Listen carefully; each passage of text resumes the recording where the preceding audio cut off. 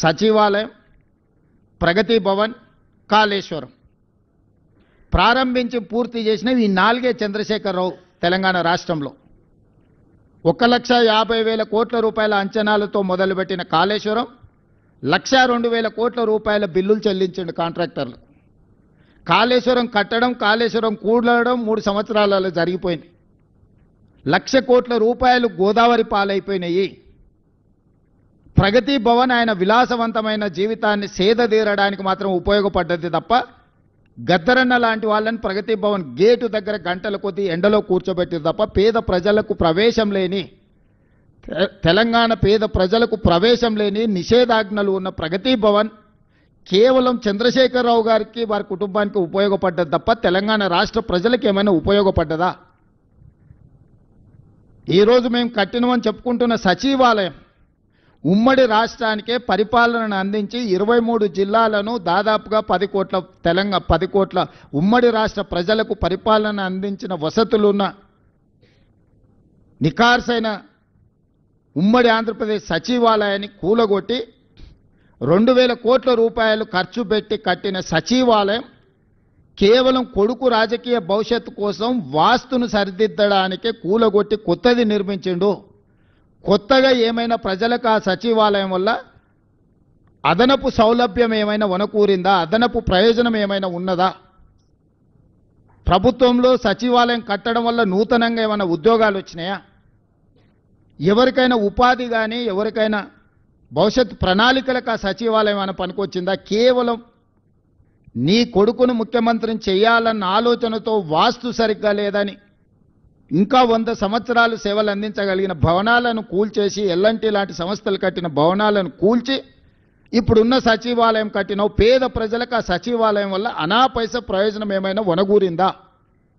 Command control room ద్వారా ప్రతిపక్ష నాయకుల ఇళ్ల ముందు సీసీ కెమెరాలు పెట్టి కమాండ్ కంట్రోల్ రూమ్లో కూర్చొని చూసుకోవడానికి ప్రతిపక్షాల మీద, తనంటే గిట్టని వాళ్ళ మీద, పాత్రికేయ మిత్రుల మీద నిఘబెట్టడానికి కమాండ్ కంట్రోల్ రూమ్ కట్టినవు తప్ప కమాండ్ కంట్రోల్ రూమ్ అంతకుముందు ఎవరినన్నా లోపలికి రానిచ్చిండ్రా? లోపల ఏముందో అదొక గండికోట రహస్యం.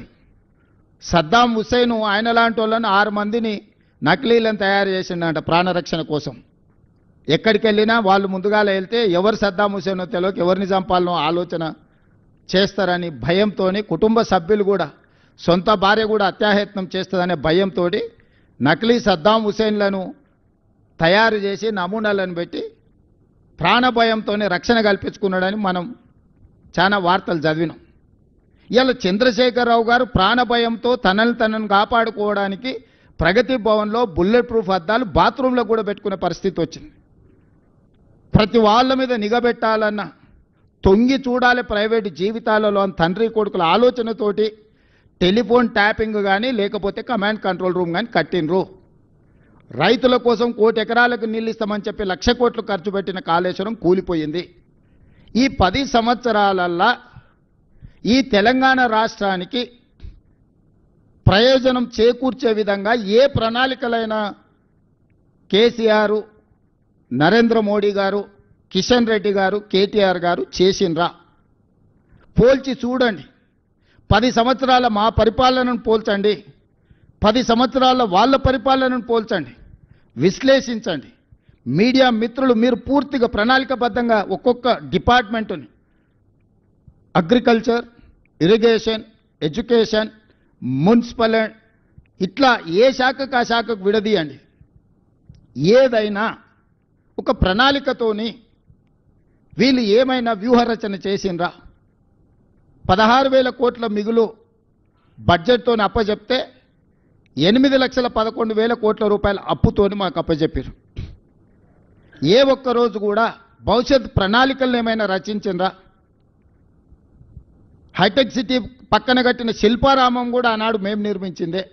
ఈరోజు ఐటీ కంపెనీలు కానీ, ఫార్మా కంపెనీలు కానీ, ఎడ్యుకేషనల్ ఇన్స్టిట్యూట్స్ ఐఎస్బి కావచ్చు, నల్సర్ కావచ్చు, IIIT కావచ్చు, ఇట్లా చెప్పుకుంటూ వెళ్తే చాలా అంతర్జాతీయ ప్రమాణాలు కలిగిన విద్యా సంస్థలు ఈరోజు సిలికాన్ వ్యాలీని మనోళ్ళు డిక్టేట్ చేయగలుగుతున్నారంటే ఆనాడు మేము ఏర్పాటు చేసిన విద్యా సంస్థలే ఈరోజు ప్రపంచ స్థాయిలో మనకు గుర్తింపు తీసుకొచ్చినాయి.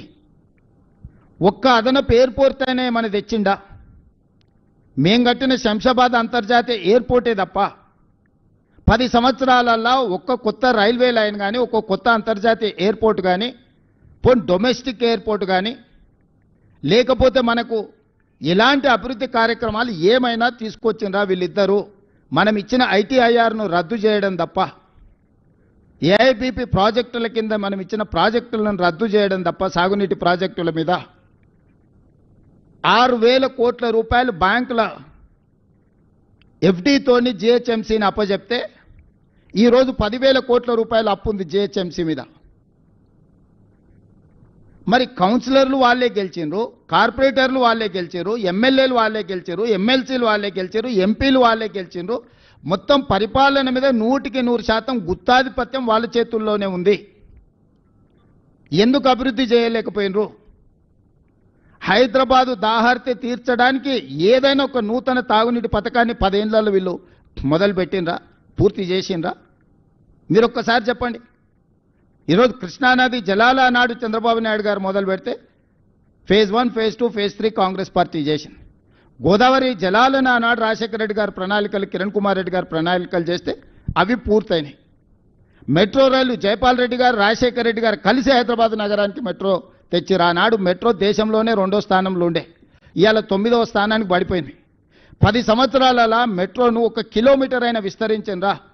7 కిలోమీటర్లు ఓల్డ్ సిటీలో కట్టాల్సిన మెట్రోను ఎల్ఎన్టీకి అమ్ముడు పోయి ఎల్ఎన్టీ దగ్గర కమిషన్లు తీసుకొని వాళ్ళని బెదిరించి బ్లాక్మెయిల్ చేసి సచివాలయం ముందు, మన అసెంబ్లీ ముందు నుంచి టన్నెల్ పోవాలి, పైనుంచి పోతుందని బేగం బజార్ల వ్యాపారాలను దెబ్బతీస్తారని 3 సంవత్సరాలు ప్రాజెక్టు నాపి 1,000 కోట్లు ఎల్ఎన్టీతో వసూలు చేసుకొని ఈరోజు ఎల్ఎన్టీ మునగడానికి కారణము కేసీఆర్, కేటీఆర్ కాదా? మీరందరూ సజీవ సాక్ష్యం కదా. ఎల్ఎన్టీని ఎట్లా బ్లాక్మెయిల్ చేసిండు చంద్రశేఖరరావు? ఎందుకు మెట్రో నగర విస్తరణతో పాటు మెట్రో విస్తరణకు ఎందుకు ప్రణాళికలు చేయలేదు? ఎందుకు కట్టలేదు? 10 సంవత్సరాలు స్ట్రైట్గా 10 సంవత్సరాల 20 లక్షల కోట్ల రూపాయల ఆదాయము చంద్రశేఖరరావు గారి చేతికి వచ్చింది తెలంగాణ రాష్ట్రంలో. 20 లక్షల కోట్ల రూపాయల ప్రజలు కట్టిన పన్నులు చంద్రశేఖరరావు గారు ఎక్కడ ఖర్చు పెట్టిండ్రు, ఏమి నిర్మించిండు, ఏమి అదనపు ఆదాయాన్ని తీసుకొచ్చిండు? మా 10 సంవత్సరాలు మేము నికార్సుగా ఈరోజు నేను చెప్తున్నా, ప్రతి ఒక్కటి మిమ్మల్ని నేను తీసుకెళ్లి చూపిస్తాను. అంతర్జాతీయ ఎయిర్పోర్ట్ కానీ, ఔటర్ రింగ్ రోడ్ కానీ,